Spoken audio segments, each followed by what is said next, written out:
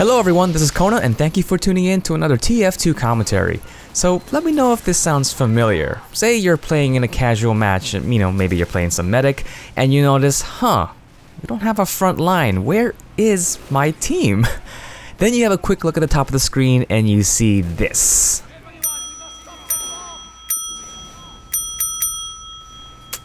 Yeah.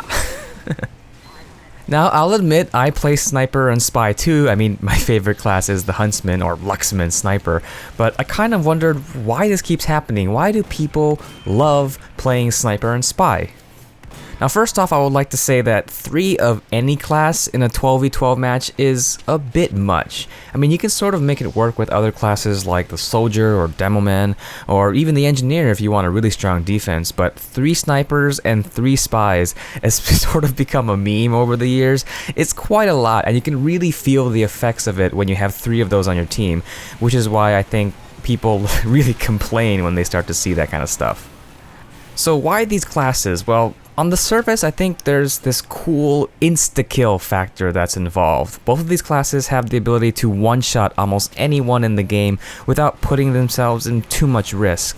And all it really takes is that first time you get, 3 headshots in a row, or you get a massive chain stab. Once you've experienced that for the first time, these classes can be very addicting to play. Now, this next reason might sound a little weird, but I think it's also because they're solo classes. Now, this may seem a little selfish, and I know this is Team Fortress 2, so you're encouraged to play as a team, but I'll admit, sometimes I don't really want to be with my team, or at least next to them. I kind of want to go off and do my own thing. It's sort of a way for me to relax and not have to go full try-hard on every game that I play. Now, I'm not saying that if you're playing Sniper or Spy that the team isn't important. It's quite the opposite. The team is very important. Sniper and Spy almost require you to have teammates that act as distractions so that you can do your thing.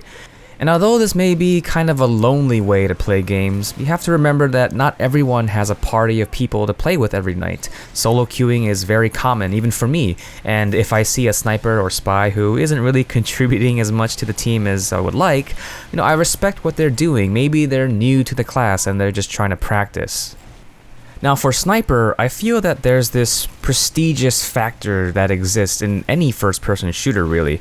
I'm not sure if it was popularized by Call of Duty, because sniping existed way before then, but perhaps COD in its heyday with all those quick-scope and 360 no-scope montages, popularized the idea or the role of the sniper.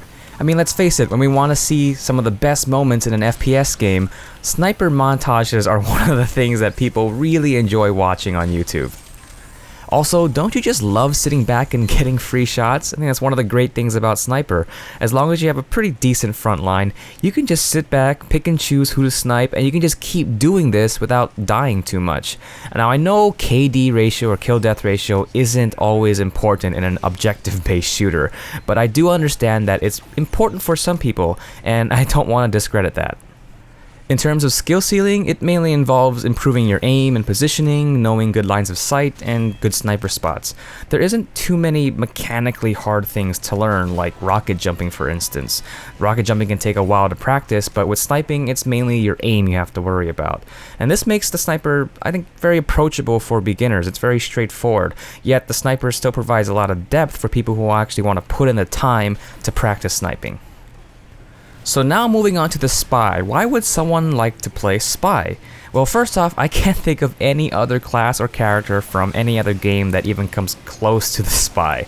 There are other games that have invisibility like Titanfall.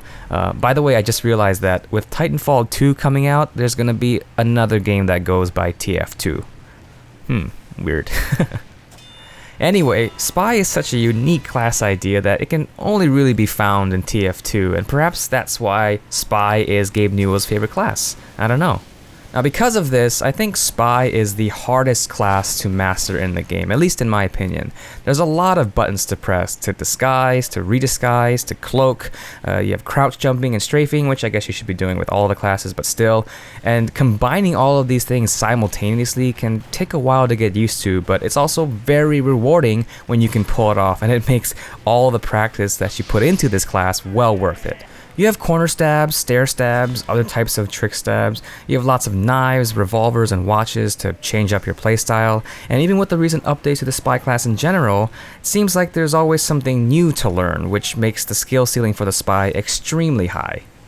Spy also takes mind games to a completely new level. Now, I know I don't play Spy the most efficient way possible, but I really enjoy trying to act right in front of the enemy to see what I can get away with, even if I don't have the safety of a dead ringer. It's very risky to do, but it's also very satisfying if it works, and honestly, it's a bit more exciting for me to do other than the default, decloak out of sight, come in for the backstab, get the backstab, and just run away technique. Speaking of backstab, this is a really powerful move. There are not many things that can counter a backstab. I mean, you can obviously just face towards the spy and that'll counter it, but I'm saying if you just didn't know the spy was there, it's an insta-kill if you're not Ubered or you don't have a bonk atomic punch or something. Now, because this move is so powerful, you have to look behind you a lot in TF2, and I feel like this is something very unique in TF2, because there's an insta-kill move from behind.